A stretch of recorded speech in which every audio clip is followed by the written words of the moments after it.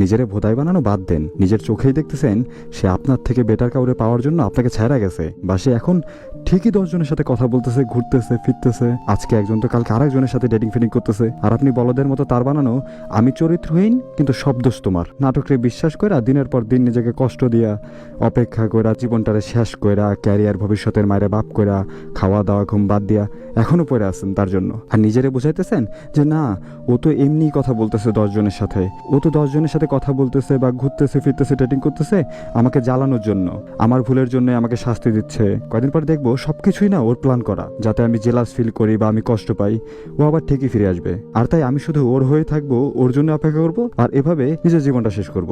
ভাই এখন অন্তত নিজের ভয় বানানো বাদ দেন, থামেন। যার চরিত্র ভালো তার একজন দিয়ে হয়ে যায়, আর যে চরিত্রহীন তার তো 10 জন লাগবেই, আর তার জন্য নিজের শেষ করা বাদ দেন। শুকরিয়া আদায় করেন জাহান্নাম সরছে আপনার থেকে, নাইলে ও তো যাইতোই সাথে আপনারেও নিত।